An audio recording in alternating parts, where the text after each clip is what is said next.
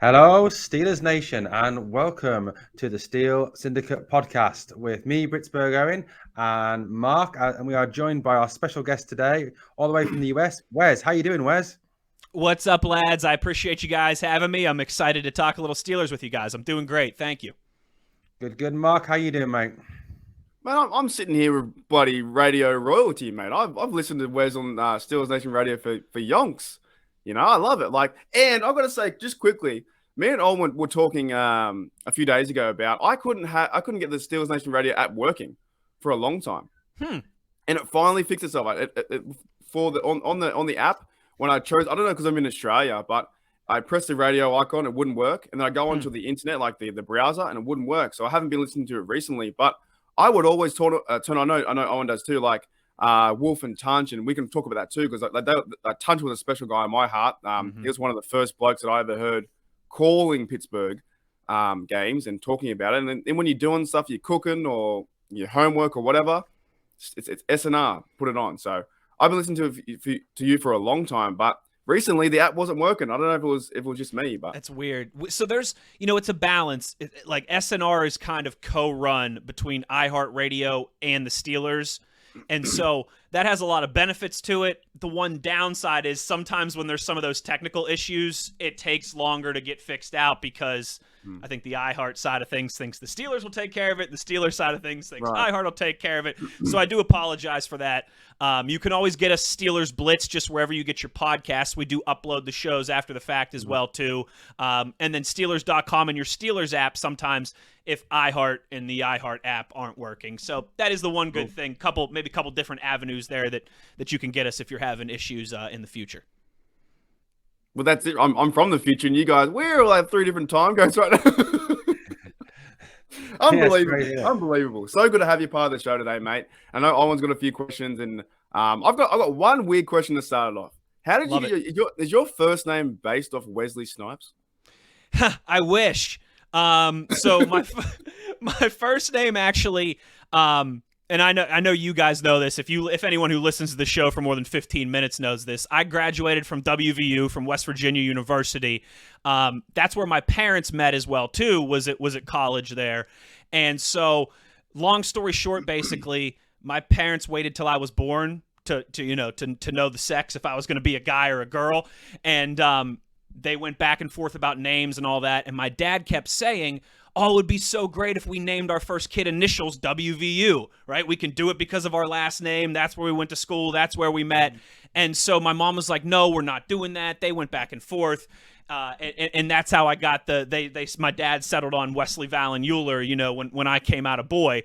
And so that's, I don't think there's anything crazy fancy behind it. I wish it was Wesley Snipes, though. That'd be a lot cooler. So you're based after your college name. Yeah, and then I ended up going there. But my parents met there. My dad was kind of like I was. Like he was he was an obsessed supporter of the football and basketball programs. And just was like, hey, let's do the WVU thing, and won that bet with my mom. Wow, that's a pretty amazing way to call it. Don't worry, Wes. You haven't got any Pitt fans here, so you'll be fine. I follow Penn State. I'm not sure. And Mark doesn't really follow college football, so yeah, you're okay. No Pitt fans. Love it. So, Wes, you're working for SNR at the moment. Just it's not a very simple question to start off with. How did you actually get into Steelers media? How did you actually get into working for SNR? So here's how it all went down. I was working in Philadelphia. Out of college, maybe I should go back one more step forward. Yeah. Out of college, I was a hockey play-by-play broadcaster, actually, for a minor league hockey team in Ohio. So I did that for 2 years, loved it. But then my wife and I got married. I was on the road like 8 months a year. Just wasn't really conducive, I knew, to having a family, all those things, a lot of time away. I wanted something more stable.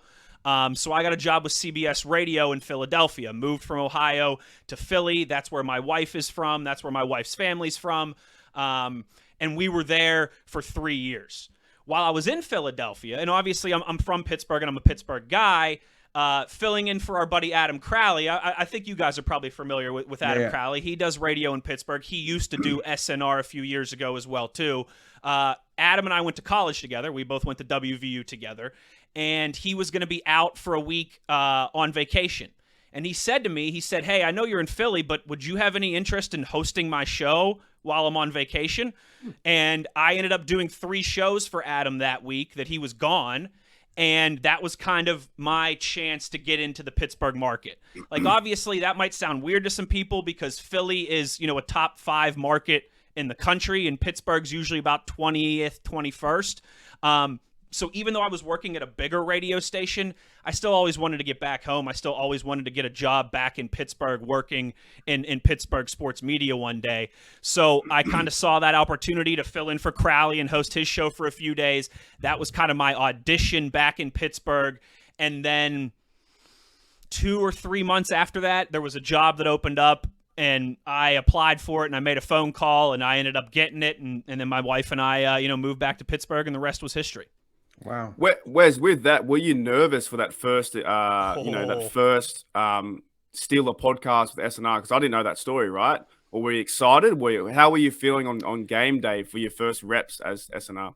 Very nervous for two reasons. One, because it was just something that I wanted so bad, was to get back into Pittsburgh media eventually, or really for the first time in my life. Because like I said, when I went out of college, I started working in hockey, and then I was working in Philly, so I had never really worked with the Pittsburgh media other than some internships I had when I was in college.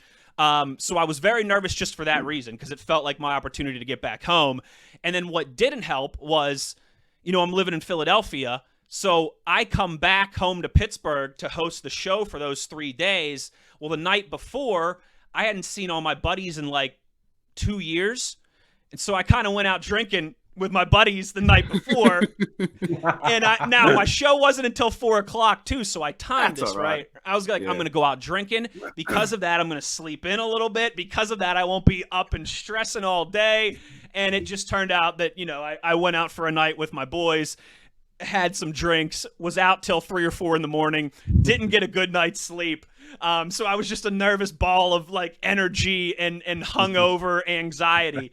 But I made it work. We did a great show, and fortunately it all worked out. But yeah, I'd be lying to you if I said I wasn't very nervous, because again, I always wanted to get back to Pittsburgh, working around the Steelers, working around the Penguins, and that was my shot. It's that pressure though too. Like, for instance, if you guys said to me, or you come over in 2 weeks' time, we want you to do a show, I'd be like, oh, I'm down for it. But the minute I get over there, I'd be like, oh my, right. I can't do this. I can't do this. Yeah, no, that's exactly how it was. I was excited, as you guys, also, there was the element too, like I kind of over-prepared for it, because I was working in Philadelphia, like I was working for the Eagles at the time. So while the Steelers were my team, and I was still following the Steelers, I was in the more kind of day-to-day lockstep with the Eagles, because that's the team that I was working, around for a living. So I had to know them and their day-to-day and all their personnel and what was going on with them very well, while being a Steelers fan at the same time. So I spent like 2 weeks getting ready, making sure I was up to date, went back and watched some old film of some games that I had only been able to catch like the tail ends of when I was coming home from working an Eagles broadcast. And so there was a lot of prep that went into it. I was probably over-prepped, and that probably contributed to some of the anxiety as well. But yeah, it's funny, I think this is the first time anyone's ever really asked me about that. So it's still like, I still kind of like get some chills and get excited, because, I knew, again, that no one had ever heard of me really in Pittsburgh, except for a few of the people that I had interned with. But I had interned in television and in newspapers. I had never worked in Pittsburgh radio, period. And so I was very jacked up. Bit of a reflection. Yeah, that's incredible. Good question. Yeah. Cool, that's incredible. Yeah, so going back, you're saying you said you're a Steelers fan. What are your earliest memories of being a Steelers fan, of being a Steelers supporter? So my earliest memory was the Steelers losing to the Cowboys in the Super Bowl in '96. I would have been 6 years old, and I remember just my grandpa cursing and yelling at the TV. That was my first Steelers memory. But really, honestly, and like I remember, I think I've told this story on the show before too. I was at the '98 AFC Championship game when John Elway and the Broncos beat the Steelers at Three River Stadium. So like I remember going to that game. But my first real, honestly, vivid can recall it, was paying attention, was like really emotionally, was old enough to care about the wins and the losses and not just love the Steelers. Was honestly probably Ben's rookie year. I would have been 11, 12 years old. And, just the team going on that run that they did and finishing the season 15-1 and going to the AFC Championship game. It was a town that still at that time hadn't won a Super Bowl since the 70s, and this would have been 03, 04. And so you had a whole generation of Steelers fans that they had that heartbreak from the 90s losing to the Cowboys in the Super Bowl, but they had never gotten over the mountain. And I just remember going on that run there where the Steelers, I think they won 15 straight games if you include the playoffs before they lost to the Patriots in the AFC Championship game. Just the town was so gripped, so galvanized. Like everybody was every single Friday I would go to school and the teachers would be wearing black and gold, and me and all my buddies would be wearing jerseys and T-shirts, and everyone had terrible towels in their classrooms, and you'd go to the grocery store, you'd go wherever around town, and people are wearing Steelers hats and Steelers gear. Like it was time for the city to have, like a contending Super Bowl winning team again, and obviously we had to wait till the next year to get it done. But, again, like I vaguely remember some Cordell Stewart stuff. I vaguely remember some Tommy Maddox stuff. But for me, it was really when I was about 11, 12, and they went on that run Ben's rookie year and the heartbreak of losing to the Patriots and then coming back the next season and getting the job done. Those are my first really vivid memories as a Steelers fan. So with that, Wes, right, when you're 11 and 12, did you ever think or dream about becoming in Pittsburgh Steelers media the way you are now? Not really. No, I didn't really want to do this until I was about 17 years old. So at that time, certainly not. And even, again, when I first got into media, I always thought that I wanted to do play-by-play stuff. Like, I wanted to be the voice of a team. I wanted to travel with the team. And I was fortunate enough to do that for 2 years, like I mentioned, out of college for a hockey team. But it really, I think my focus in this industry shifted a lot. Like from wanting to do television, from wanting to be a writer, from wanting to do play-by-play, and then wanting to be a talk show host. That was kind of the last thing for me in this evolution over my, young adult life here. And so I never really, when I was that age, I'd be lying to you if I said that I was dreaming of working for the Steelers or working in Steelers media one day. I thought that I was going to be like the next Stevie Ray Vaughan or Eric Clapton, more than I thought that I would work in Steelers media at that point in my life. Yeah, that's kind of a. I should have thought that question through, because me, I wanted to be like a drummer, or I wanted to be a game designer, and I went to like in year 12 we did like the software design, and I was terrible. I was like 14 out of 14. In my head, that was me at guitar. I can create the games, right? But you have to do all the programming. And I can't do that. So I was, and everything, yeah. I think when you're 12, you want to be whatever you want to be, right? It can be anything. But how exciting to grow up. Like, it's so funny for me and Owen. I'm in Australia, and I think I was born in the wrong country, but maybe for Owen too. But yeah, we would love to grow up, I think, in that American culture and watch a rookie Big Ben, or even now Pickett, right? And growing up when you're 12 years old and there's not too much craziness now on social media, it's a bit more relaxed, right? You go to school and you had the choice to where you got the phone in year 9, like 5 years later, or you didn't get it. I didn't get my phone until about year 10. I think same here as well. Yeah, we're kind of that good age where we know how to use it, but we don't have to use it, right? And you're growing up watching Big Ben on TV, and there's not too many talking heads like you got now. You got you and me and Owen from Australia and UK in your face now. So that would be fun. I reckon that would be fun to me to do that lifestyle, right? It's like, when did you think you turned into a super fan? Was super fandom around that time, around Big Ben? It went, here we go. Yeah, yeah, absolutely. Because like I said, it was weird for me because my family was such big WVU football fans as well too. The college, the university, that we had season tickets, from the time that I was 7 years old until I think I was about 15, 16, and just, got too busy with my own sports and my sister and all that stuff, where we just couldn't get down there every Saturday anymore to go to games. For me growing up, there was this weird where almost like we spent, 90 minutes driving to West Virginia on game days on Saturday, and then we'd spend, 3-4 hours at the game, drive home, tailgate, all that stuff that we do in American culture, right? And it's not that, again, we were all jacked up on Sundays for the Steelers, but we weren't like, I only still to this point in my life, I think, have been to maybe 5 or 6 Steelers games, You know, like I would go to one every couple years as a kid, and that was about it. I haven't been to a Steelers game as a fan since 2012, I think. 12 or 13 would have been the last time. Because, again, you know, I was in Ohio working for the hockey team in Philadelphia. Then as soon as I came back here, I was working for for WDVE, which is the flagship radio station. I was working for the broadcast on Sunday, back in the studio, producing, pushing buttons, cutting up highlights for the post-game show, all that different kind of, you know, foot in the door type stuff. So yeah, there was for me though, like it really did click in those in those high school years, I think, just because, like I said, the town was so galvanized by the team that you had no option except for to get into it. They were so good, right? They were so much fun to watch play with those defenses. They had Hall of Famers all over the field, and even some guys who won't get in the Hall of Fame, like Heath Miller's probably not going to get in the Hall of Fame. I think Hines Ward could, but I'd probably still bet against it. But guys like that, right? Aaron Smith, just so many good players that aren't, you know, Troy Polamalu and Ben Roethlisberger, but just that had a dozen-year run there, and it was so much fun to watch. Like, if you grew up in Pittsburgh, I imagine, you know, it was probably the same way in the 70s, right? With the Steel Curtain, with Terry Bradshaw and those guys.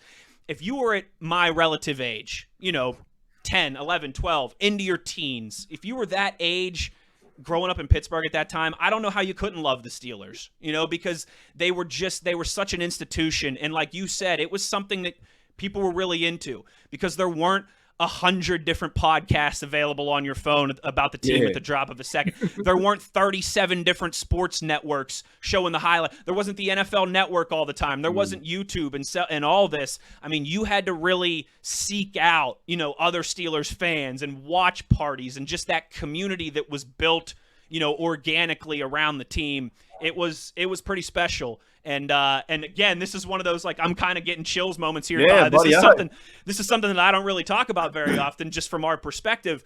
But it was like, looking back on it, man, when you combine that with like how good the Penguins were at the same time too. I mean, I was very spoiled to grow up in Pittsburgh when I did. Absolutely. Wow. That's pretty amazing. That's amazing. Yeah, I think, you know, I agree with Mark. I'd love to have grown up in that culture and grown up in the sort of been around the gear, you know, because here you go out in a Pittsburgh Steelers top here or a Pittsburgh Penguins top here, and you get some really funny looks. You know, I often go and pick my daughter up from school in my Steelers top, and you get like, what? See, it's funny though, because this works both ways. Because I mean, and I know you've tweeted us on the show and before. Like, I have a little bit of an infatuation with British culture as well too. Like, I love the Premier League. Oasis is my second favorite band of all time. You know, so like there's some for me too where I'm like, oh man, you know, like it would have been fun to grow up like outside of London or outside of Manchester or something, or in Merseyside, right? And like, but so it is funny. It is funny how that works. But believe me, it's gotten better here in the States. But it was the same way for me. Like, I've been into your football my entire life. I played growing up. You know, my dad was a musician. My dad is a musician. He's a violinist for the Pittsburgh Symphony. So every summer when I was a kid, he would go on tour.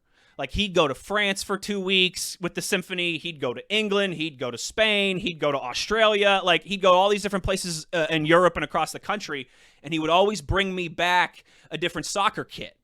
So I've got a Zinedine Zidane France jersey, right? Like, I've got a few England jerseys. I had a Boca Juniors kit when I was a kid from a time that he went to South America.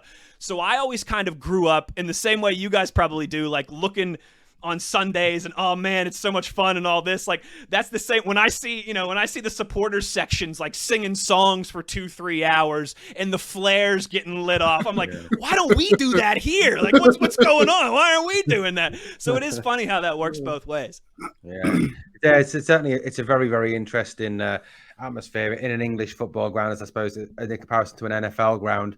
You know, as a kid, I went to, when I was about 18, 19, 20, I used to go to a lot of home and away games. And yeah, the atmosphere is very different. Whereas, trust me, very, very different. There's a lot of aggression in soccer crowds. Absolutely. Yeah. So, you know, they always say, don't they? They always say about never meet your heroes and things like that. Have you met your Steelers hero and have you talked to him, Wes? This is a really good question because, guys, I've been fortunate to meet just about all. Like, Troy Polamalu would probably be the last one on the list that I haven't really actually sat down and talked to. But man, for me, Tunch and Wolf were two huge guys on that list. I on Sundays, my family would always go to church in the mornings on Sundays, and my parents are, they're talkers. My parents are social people, right? They like to talk to their friends. So church would let out, and my parents were the type of parents that they'd stand around for a half an hour and talk to everybody else in the church. Hey, how you doing? How's the family? All that, right?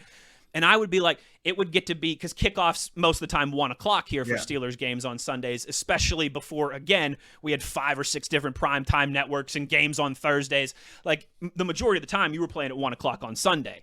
And it would get to be 12:45, 12:50, and I'd be like, Mom, Dad, let's go. Mom, Dad, let's go. And they'd still be talking to their friends.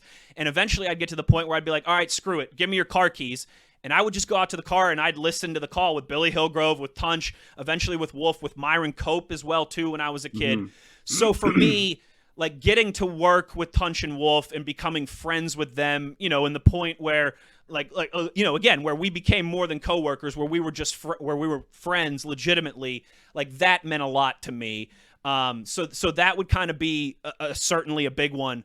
Santonio Holmes would be another one, because again, right, those era of Steelers, like Joey Porter for the 2005 team, Santonio Holmes in the back of the end zone, the 2008 team. The first Steelers jersey that I ever bought with my own money when I got my first job when I was 16 was a Santonio Holmes jersey. So Santonio Holmes, nice as could be, great guy. He'd be another one on that list. Joey Porter, same way. Alan Faneca. Those were some of the guys for me that come to mind right away. And then one thing, too, that really was one of those, like, pinch me type moments. You guys say tickle me to death, or is that an American thing? I don't know. It's like I was tickled to death, like like I was so honored. It's like American slang for like, I was very honored. Oh, like, we would say stoked in Australia. I'm so stoked. That's a good one. That's a good one. Another guy that I was stoked to talk to and meet and find out that he is legitimately the nicest guy ever is Rocky Blyer. Because my grandpa, so my mom's dad, my grandpa, grew up watching the 70s Steelers and all that. And obviously I wasn't around then, but my grandpa loved Rocky Blyer. Like, loved Rocky Blyer. And the way that it worked out, my grandpa actually passed away, like, 8 or 9 months before I got the job back in Pittsburgh and moved back home. And I remember, you guys will appreciate this, my wife and I took the job with the Steelers, with SNR, with the Steelers Radio Network and iHeartRadio. In 15 days, we moved from Philadelphia back to Pittsburgh because they wanted me to start for training camp, and training camp was 15 days after I accepted the job. So my wife and I, like, trying to find a place to live, getting our lives packed up, all that stuff in 15 days. Like, she was not very thrilled with me. We moved back to Pittsburgh on July 26th of 2018, and I remember this so specifically because July 27th started training camp. And so I was we moved into our place, like, half-assedly, and then I was in Latrobe for 3 weeks. And one of the first days there, Rocky Blyer came and sat down at the table. He was doing a couple segments or an hour or something with Tunch and Wolf. And he sat down at the table. He was talking about me. Hey, how are you? Where are you from? Tell me a little bit about you. Was nice as could be. And I just remember thinking, like, if I could call my grandpa right now and tell him, hey, Pat, like, I just met Rocky Blyer and just talked to Rocky Blyer, like, my grandpa would have, he would have had a heart attack, like, because that was his favorite Steeler of all time. That was his idol, a guy who served our country in war, was injured in war, came back here, got to the NFL, won 4 Super Bowls. Like, my grandpa, Rocky Blyer, was like one of his idols. And so for me too, that was just a really, I was stoked because I was like, man, my grandpa would not believe this right now. Like, I'm sitting here talking to Rocky Blyer and I'm getting paid to do it. So I've been fortunate. I've had a few of those cool, like, I know they say never meet your heroes, but for me, it's been the opposite. I just want to say, Wes, because I want to bring this up to our Pittsburgh Steelers Syndicate audience. I've been listening to you for a long time, and I want to share this story, right? I'm not saying that you're a hero or whatever like that. I don't want to, put you too high on the pedestal. But you're a big dude up there, man. You're a big dude. You're doing really well. Like, thank you. I'm super happy that, like, obviously, I think you just had a child, right? I think about almost 8 months ago. Yeah. Yeah. See, you know what's going on. I get this feeling. You'll get the tingles and whatnot. Like, I get this feeling that you just like, you're in a good place. You know what's going on. And I think me and Owen are starting to build something here too with the Syndicate. And I want to bring up I did find the Facebook post or the message I sent you. So a few years ago when I was getting into podcasting, after a few sherbets, I was like, I'm going to text Wes. I'm going to text Wes and ask him a question. And you responded, right? And I asked you like, hey, I said, Wes with an exclamation mark, I have a podcast. Any tips for podcasting or radio? Cheers, mate. And that was 2020, right?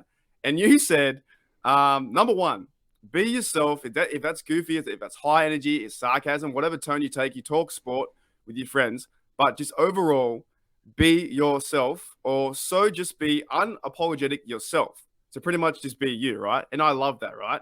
And then number two, you said, always be recording or blogging or doing what you do. Put yourself out there and don't be afraid to voice your opinion. Don't be shy and to disagree with others. It's the best advice I can give you. Just have fun with it and keep me posted. And then we didn't talk for like 2 years. So you blocked me, mate. So, you know. You didn't keep me posted until today. I probably didn't, actually. Wes, I don't blame you. I'm thinking of blocking him too. But there's a reason. I hope it worked out. Are you being yourself on the show here? Are you being I'm too much myself. All right. People can tell when you're not, man. People can tell when you're trying to do like a fake personality thing. That's whatever you're. If you're high energy, if you're sarcastic, whatever it is, like you just got to roll with whatever it is, or else people will find you out. Yeah, I've actually got a quote too. I make my own quotes too and stuff like that, right? I've got a quote saying something like, "Don't try and be somebody else, just be you twice as much." You know, something like that, right? Now, the reason why I bring this up, and this is a big question for you.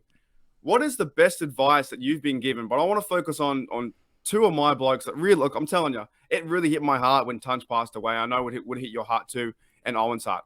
What is the best advice? Because those two fellas, to me, are just steel of football. When I was growing up watching the game, and I turned on the radio, and I was doing something when I was younger, like we're a similar age, right? Like it was 11, 12, 13. Push that button, Steelers radio. You hear Wolfley talk about how big fellas are, how he's always eating the O-line guys, and then Tunch comes in and has his direction. Those two, could be, honestly, if there was a best friend award in the whole universe, those two could have the best friend award. And you felt that all the way to Australia of like, these guys know it, they get it, they love football, and they're mates. But what is the best advice that you received from either Tunch or Wolfley? I really want to know. Oh, man.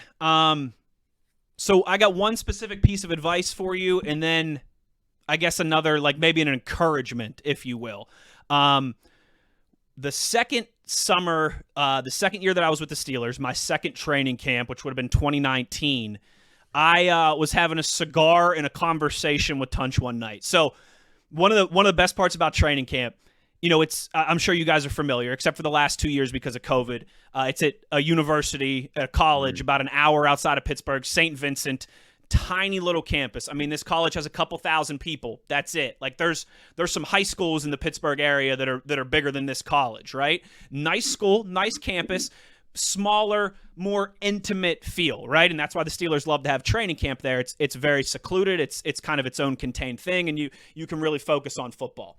The dormitories are kind of up on the hill above the football fields where everybody stays, and almost every single night you could find Tunch and Wolf sitting up there smoking a cigar.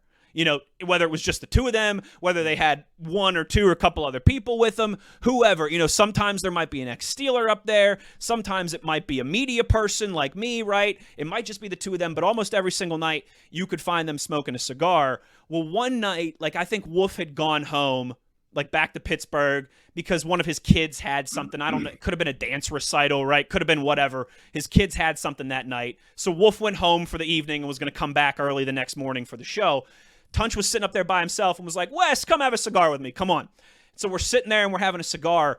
And basically I don't remember how we got here in the conversation, but I asked Tunch, and at this point, right, I was doing an hour show on SNR. I had an hour show by myself, Monday through Friday, just an hour by myself immediately after Tunch and Wolf.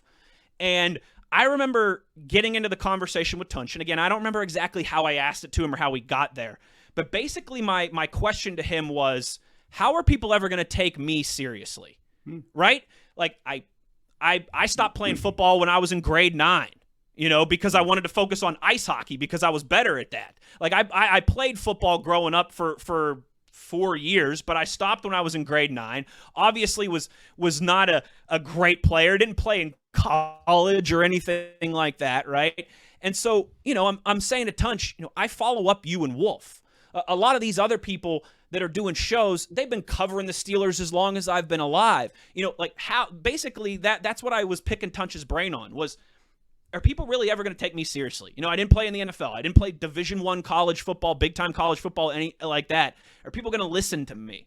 And Tunch just did a great job of saying, listen, some of the people that I enjoy talking football with the most never played a snap in the NFL, didn't play high-level college football. Billy Hillgrove, he said to me, Billy Hillgrove and Myron Cope were two of my favorite people to talk football with. And they never played football at a high level, past high school or anything like that. He said some of the guys that have been covering the Steelers forever, the Ed Bouchetts of the world.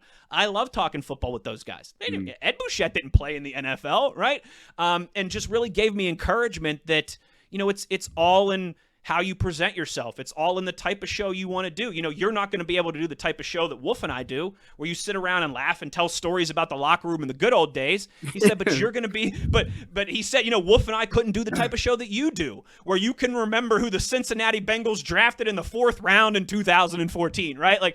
And so I just, again, it wasn't like there was one specific line or anything like that, but Tunch just kind of giving me that encouragement to say, no, you can cover the Steelers, you can do a show, you can do whatever it is that you want to do, and as long as you're well researched, as long as you're well thought out, as long as you are a professional, people are going to take you seriously. And then another thing was, it would have been Christmas of 2019, so fast forward a few months. Tunch and Wolf actually, I was producing their show every single day at the time. Like, I got to the point where I was doing so much on-air stuff that I would only work directly with Tunch and Wolf on their show occasionally. But I started out my first 2 years producing their show every day. And so they would always get me like a Christmas card and a gift card to somewhere. And, they'd get me a Christmas card with like a gift card to one of the steakhouses in Pittsburgh or something, and say, take your wife out for a nice dinner, Merry Christmas type thing. The second year that I was working for them was when I was really starting to do more on-air stuff, and I was really getting busy and really getting a lot of opportunity. And I still have, it's funny, I still have it in my drawer downstairs, the Christmas card that they wrote me in 2019. And on that Christmas card, Tunch wrote, Wes, I promise you're going to be a star in this business one day. Keep grinding. And like I said, I'm glad. And Wolf wrote me a really nice message in there as well, too.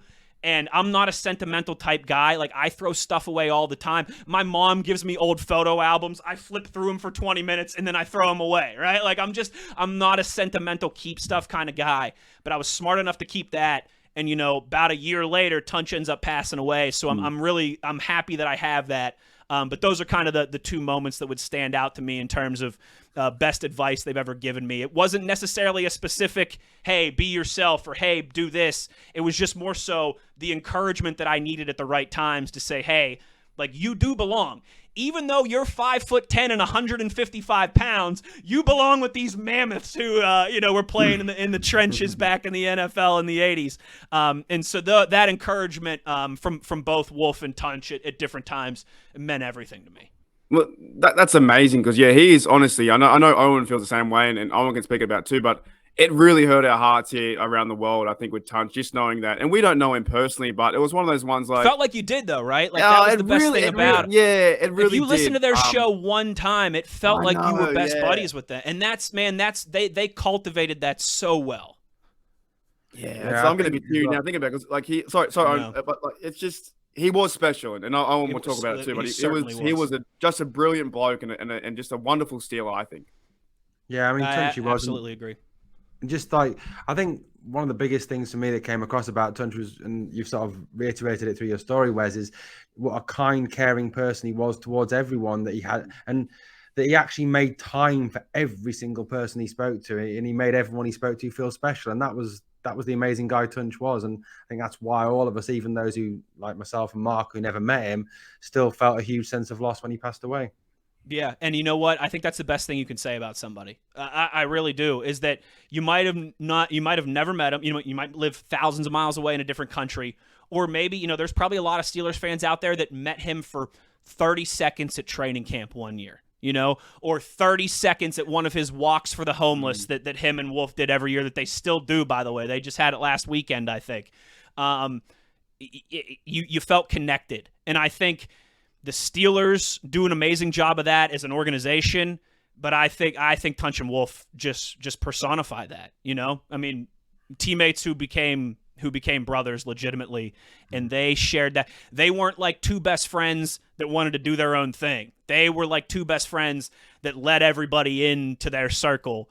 And man, for NFL guys, for legends like they are, you don't get that very often. You really don't. That was so funny too. Just their I don't know what like I said, just the best friend award. They have to get it because listen to Steelers radio. And I know, like I'm not selling yourself short too. Whereas like you're cool too, but no, believe me, I got it. Man, like that got me pumped up. Like I was, and Billy Hargrove and I used to love to on the SNR. You'd watch the game and then.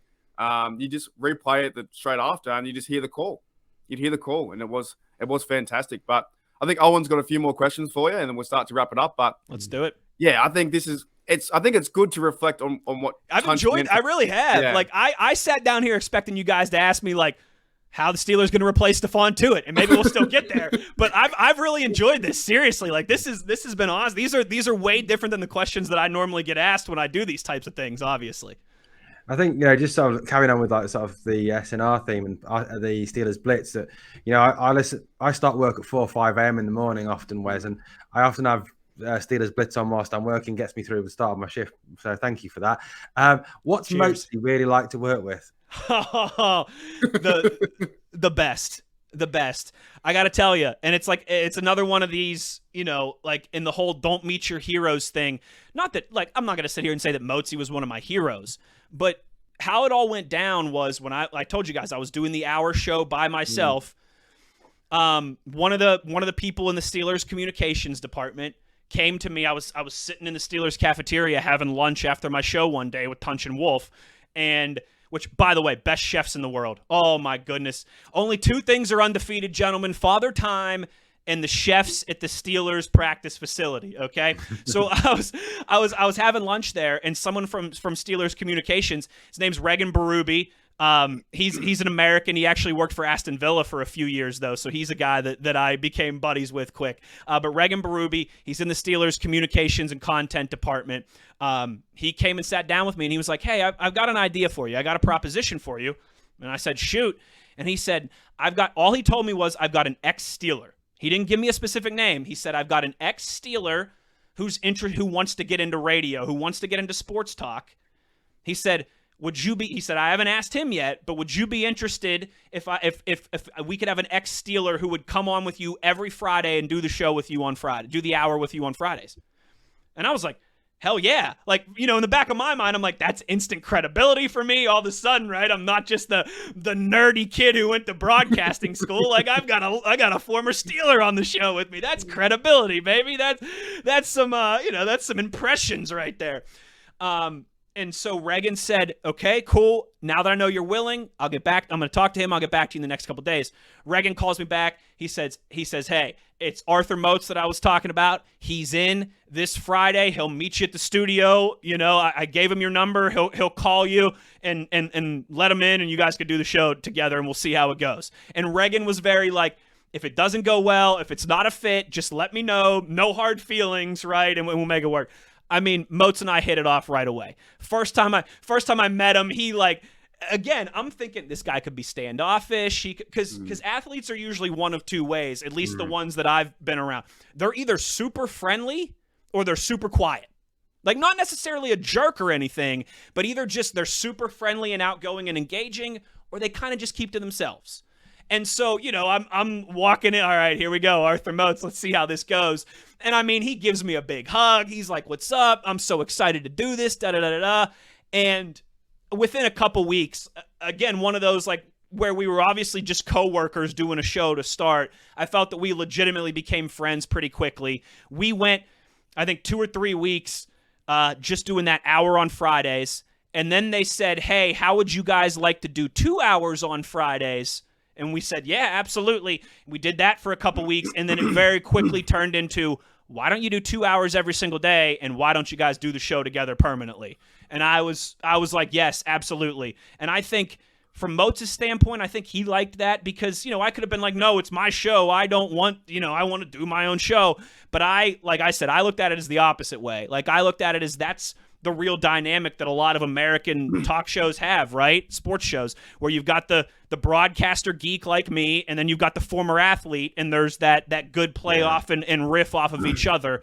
So, yeah, I mean, Moatsy and I, literally next week, I'm playing in his golf outing. That's awesome. Like our wives have, not, they've only hung out one time, but like our wives are friendly with each other. We're trying to get the families together again here at some point over the summer. But I've met his kids a bunch of times, been around his wife Shonda a bunch of times. So he's another one of those just great dudes, nicest guy ever. And he was very easy to develop a working relationship with and a friendship with. I'm very fortunate to have been linked up with Moatsy. He's great. Well, it's funny, Wes. Actually, this isn't really a podcast. It's more of an interview. So if you're willing to join the syndicate and be the third member, occasionally, how about that? Occasionally, I don't know if I have full time, but occasionally. So far, you've done okay. We can't pass you yet, but you've done okay so far. That's right. You let your director know if this worked out, all right, and then you can invite me back if everything's cool. No hard feelings if not. If it didn't work. Well, got to go through the process. We're going to go away and chat about it a bit, review the film and see what worked, what didn't work, That's right. That's right. We'll break it all down over the next week. Yeah, one of the present Steelers, obviously always intrigues me is the way he talks to the media is Najee Harris. What's Najee actually like to talk to one-to-one? So it's weird. Again, here's where Arthur Moats comes into play here. Every time I've been around Najee and spoken to Najee, I'm always attached to Moats' hip. So, in a weird way, like I think a lot of the more tenured members of the Steelers media, the Mark Caballis, the Jerry Dulacs, they've had some feathers ruffled incidents with Najee Harris. But with me, I've always been fortunate because I don't think he looks at me in that vein. He just looks at me as the guy who does the show with Moats. So what's weird is I think if you had a lot of other, Pittsburgh Steelers, like real reporter types, right? The guys and girls who are in the locker rooms, whether it's, TV like Jenna Harner and Richie Walsh, whether it's the traditional guys like Caballi and Dulac and Dale Lawley and some of those guys, they've had some moments where, maybe Najee didn't like some things that they said and there's been some friction there. I've been fortunate, though. I've only ever had a couple interactions with him, and they've all been positive because I'm always, like I said, I'm sitting there at a table with Arthur Moats. So I think, he likes Moats, and because of that, he likes me, or I'm just cool enough to be sitting there. So I think a lot of Pittsburgh media members would tell you he's not the friendliest guy to them because he just kind of, if you follow him on Twitter, he seems like he doesn't like the media very much. But he doesn't consider me the media, so I think I'm good. Yeah, I absolutely love the way he deals with the media. I think he does make me laugh. Some of the sarcasm that he uses with them and the way he speaks to them, it's just, I think it's fantastic. It's very refreshing to hear. It's kind of like he sort of ignored all the media school lessons and just does it his own way. Juju did a little bit of that as well too, and like again, some of the people that have been doing this, covering the Steelers as long as I've been alive, like. Juju would do press conferences where he wouldn't really, he'd only give couple word answers and he'd only take questions for like 90 seconds and then he'd leave. And they would all just light him. They'd all take to their Twitter accounts and they'd be like, well, Juju refused to do this and he only talked to us for 90 seconds. And I tell those guys all the time behind the scenes and girls behind the scenes, the fans don't care. Like, I'm just being on. Najee Harris could come up to my table where we're doing the radio show and take a dump on the table, and Steelers fans would think it was hilarious because they love the players. They don't care about. There's obviously exceptions, but they don't care that Juju was mean to the media. Like, I'm like, you guys got to pick a different target. Like when athletes are mean, or not even mean, but just like ignore the media and don't want to do the interviews and don't want to do that stuff, Fans don't care. In fact, fans even like that sometimes more. So I'm not one of those, like, I don't pick that battle. I don't. And I've had that conversation with some of my coworkers before where I'm like, guys, you're just never going to win this in terms of public perception. People don't care that Juju was rude to you. They just don't. He's their favorite wide receiver, and they follow him on social media, and they think he's funny, and they just don't care. So there is that weird balance because, I mean, you guys know, like, the media, that's like a very wide cast blanket now. You know, it's not just, you've got your few newspaper writers and your few TV reporters like you used to. There's a lot that falls under that media blanket. And I think sometimes, to be fair to the players, they just kind of tend to tune it all out because they don't have the time to figure out who they actually are going to have a good relationship with and who's just, you know, trying to do the hot take thing and just trying to get them to say something stupid that they can write up. I get it from their perspective. I really do. Like I said, that's not a battle that I like to pick. If those guys like to talk to us, lovely. Sit down, have them at the table, great. If they don't want to talk to us, if it's like pulling teeth, no problem. That's your right. That's your prerogative. I hope you have a great season. You know, like I really just I don't get worked up by that. But man, I know a lot of fans and a lot of my coworkers, my colleagues do. He's funny because Najee, I think one of the first interviews I saw him do, they were talking about how Najee, can you catch one-handed or something like that? And he's like, yeah, I can catch one-handed. What's the question? Move on. He's so honest. You know, one thing I do like about Najee, and if you ever do more interviews with him, and what I noticed with him and how he's so engaged in what he's doing. What impressed me about it, he's my favorite player at the moment in the whole team. When he went to Mexico and he's talking to the chef, he wasn't just talking to the camera and saying, "Oh, here we are in Mexico." He was talking to the person. Mm-hmm. He was talking to the actual person great. And trying to find out. How do you make that certain dish? How do you do this? Why do you cook it that way? You know, and then he try to speak in Spanish to him at the same time as well. He was very, very engaged, and he started playing soccer with the kids. And now some players can, because they're super massive and the egos are big, might turn to the camera and make it about themselves. But he's more intrigued, I think, about the whole process, and you can tell that by the media and the questions. He's like, "What? I can catch the ball one-handed. Didn't you see college?" Yeah, right. You have YouTube, don't you? Yeah, and that's more and more again, especially the younger, you know, from like Juju's age down to Najee's age. They weren't like these. Even someone like Ben Roethlisberger grew up the majority of his career. Not grew up, but he played the majority of his career in more traditional media. You know, like social media and stuff didn't really take off till the back end of his career. These guys that grew up being able to do their own thing, being able to get their own message and what their thing is out there on their own, and not needing the local newspaper or not needing the local TV station or the local radio station to pump them up or to even just, you know, give them exposure at times, that's completely changed the game. And so where in the past some of these running backs might have felt like, okay, I'm only going to be on TV for this 20-second clip in the evening news, right? I got to make sure that I'm friendly and I'm engaged and I'm giving a great answer because that's the only way I'm going to get on TV, you know, for the 90-second sports update when they play a 15-second clip of me. These guys don't care about that anymore. So if you ask a dumb question like, "Can you catch the ball one-handed?" You're going to get a dumb answer. Absolutely, yeah. So I think final question, whereas unfortunately we've got to let you go, is what are your hopes for this forthcoming 2022 season for the Pittsburgh Steelers? Quarterback of the future is a big one, and I think taking inventory of what you have on offense with that to supplement that, if that makes sense. So I would like if Mitch Trubisky is the guy, right? Say Mitch Trubisky ends up doing a great job and he's the guy. I think we'll know that at the end of this season. If he ends up playing every single game and the Steelers make the playoffs and we don't see any of Kenny Pickett, I think we can say, all right, you know what? Maybe there'll be a quarterback battle again next season, but at least you're secure in what you have in Mitch Trubisky. If it's Kenny Pickett, week 4, week 9, by week 9, last 4 or 5 weeks of the season, I would just like a little clarity there. What I hope doesn't happen is there's the back and forth. You know, Mitch plays for 2 or 3 games, then Kenny comes in for 3 or 4 games, then they go back to Mitch. I would like to have a little bit more clarity about the quarterback situation going forward. And with that, the Steelers, look, they've spent more money on their defense than anybody in the NFL. They've got guys at every age in terms of Cam Hayward's a veteran, right? You've got TJ Watt in the prime of his career. You've got Minka Fitzpatrick, who, is in the prime of his career, but is still really young, too, still on his rookie deal. You're kind of set on defense in terms of all of those young guys, veterans, leadership, guys who could grow into that leadership role. On offense, though, all those questions I feel like are still up for grabs. Yeah, you invested some money on the offensive line in the offseason, but you paid Chooks, you brought in Mason Cole and James Daniels.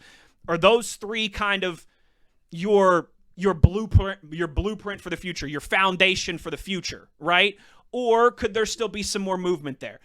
Pat Freiermuth, Deontay Johnson, Chase Claypool. Let's see what they've got this season, right? Particularly, I think, for Deontay and for Chase Claypool, and figuring out if you want them to be part of the next 4, 5, 6 years, this next era of Steelers football. Obviously, you know what you got in Najee, and I think we all know what we've got in Pat Freiermuth as well, too. But for me, it's the quarterback situation. I really hope we go to this offseason and we have clarity on the future of the quarterback position. And with that, like I said, too, you're in a new era for this offense. Ben Roethlisberger is gone. Matt Canada has fully got the reins, right? Pouncey and DeCastro and a lot of these longtime Pittsburgh Steelers are gone as well, too. Which guys on that – because they're all young, and that's good, right? And we love that. But which ones are you getting married to, right? Like, which ones are you putting a ring on it and keeping them for this next era of Steelers football? And which ones are you looking at and saying – you know what? We probably still need to go out and draft a guard early here. You know what? We might want to go out and draft a wide receiver again. You know, not necessarily first round, but we might want to add another wide receiver to this group. You know, maybe we need to add one more tight end where, you know, it's okay, Zach Gentry didn't have the year that we thought he was going to have. Just for me, I want more clarity. I realize that this is a fresh chapter this year. And I think there'll be some good moments, and I think there'll be some tough moments. They'll have some games where it all comes together and clicks, and they're a lot of fun to watch, and they get some big wins. I think they'll also have some really frustrating games as well, too, and some of those growing pains that young teams have. But that offensive unit is so young. If Kenny Pickett's your starting quarterback, Chooks Okorafor is your oldest starter on the offense. And he's just coming off his rookie deal. He just signed that contract. It's either going to be Trubisky or Chooks, and those guys are 25 and 26 years old. So it's a young offense. Who's coming with you, right? Who is, when you turn the page and start really writing this next chapter of Steelers football, who are those foundational pieces on the offense? Who's the Heath Miller and the Hines Ward and the Alan Faneca and the guys that you know you're going to ride with for the next 6, 7, 8 years? That's what I hope we know by January or February. Wes, I have one final question, and then I think I can start to wrap it up. Do you do radio? Are you into radio? I'm talking way too. I feel like I'm talking. I hope you guys didn't have a bunch more questions. You're getting me pumped up, dude. Yeah. I am so ready for this season.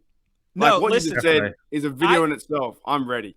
I love it. I love it. It's going to be a different season. I mean, it's the first time in 18 years we're asking questions about the quarterback. Yeah. There's been a lot of changes to the staff on both sides of the football. And with this, you know, your general manager, Kevin Colbert, who was with the organization for 2 decades as well, too.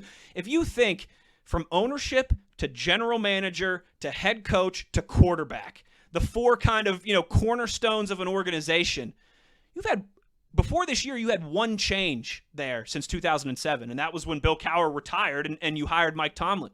But you've had Tomlin for 15 years, Roethlisberger for 18 years, Kevin Colbert for 2 decades. Like, all of a sudden, they've still got a lot of stability, but there's a lot of new faces. So, like I said, I expect some really fun Sundays. I expect some really frustrating Sundays. But the thing that I'm excited about is it's going to be a different season than we've had as Steelers fans for a long time. And that might get frustrating. I'm not naive enough to think like that might get frustrating at some points. But I also think, too, fellas, and I think you guys will like this, it's in those moments who you find out who the real fans are and who's really 100%. With it, right? Yeah, not just when you know you've got a future Hall of Fame quarterback under center and you're more than likely going to make the playoffs before the season even starts, like the Steelers did there for a long time, right? Like it's easy to be a fan when you're having a winning season every year. You know, when losing in the playoffs is a disappointment, like it's pretty easy to be a fan.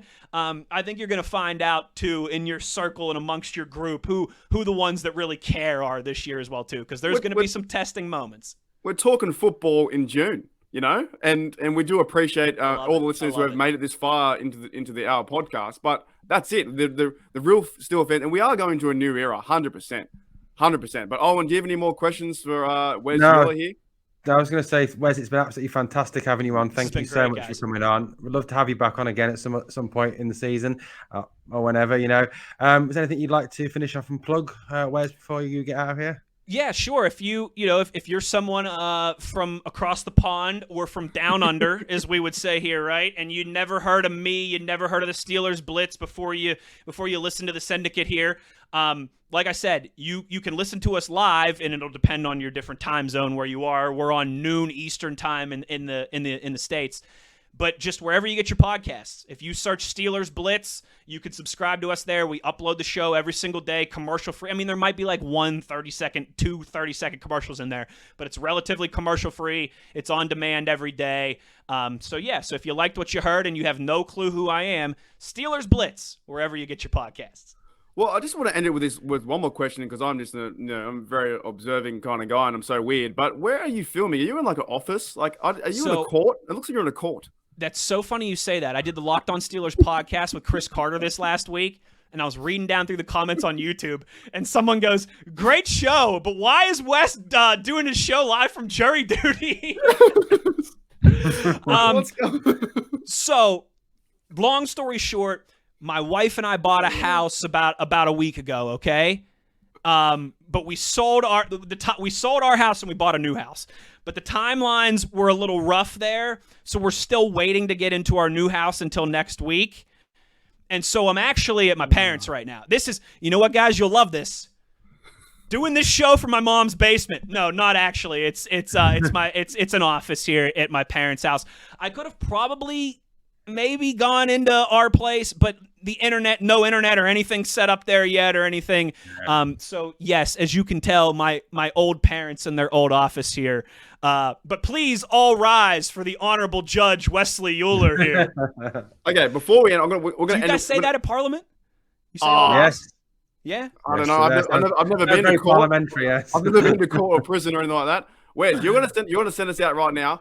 I want you to plug our channel, Pittsburgh Steelers Syndicate, and tell the subscribers to sub. If you made it this far, it's been 1 hour with Wes Uhler. That sounds like a kind of a cool show, doesn't it? 1 hour with Wes Uhler, right? Well, some would argue, but yes, I think it sounds great. Send us out, Pittsburgh Steelers Syndicate. What should they do? Oh wait, hold on. Sorry, you okay? I thought you meant on the Steelers. I thought you meant on the Steelers Blitz show. You wanted me to plug the Syndicate. I can do that as well too. If you want to. You want me to? You want me to give you? You want me to give you a sign off here? Yeah, let's go. Do you guys have a specific? Do you have like a specific tag that you always sign off with? I don't think we do. Go Steelers. No, we don't really. No. Not yet. Do you? Okay, so here. Okay, here we go. First of all, it's also, again, this is like, I'm not BSing. This has been a lot of fun. I've enjoyed this. You guys asked good questions today. How can I want to give you something here that you can like repurpose and use, right? Is that what you think? Yeah? That'd be good, man. Yeah. All good. Anything you want. Wesley Uhler of Steelers Nation Radio with you here. Make sure you're tuning in to the Steelers Syndicate with my guys Mark and Pittsburgh Owen for the best Steeler talk outside of the United States of America. Here we go. That's really good. All right, guys. Thank you for checking out. Thank you for checking out the podcast. Is that good? Is that okay? That's wicked, man. Yeah, it's really good. I'm keeping all that in. I'm keeping all the awkward pauses. That's great. Mate, we'll end on that. Thank you, Wes. Stick around for 1 minute. We'll talk to you off air. Thank you, everyone. Thank you, Owen. Thank you, Wes. Holy dooly. Here we go, Steelers.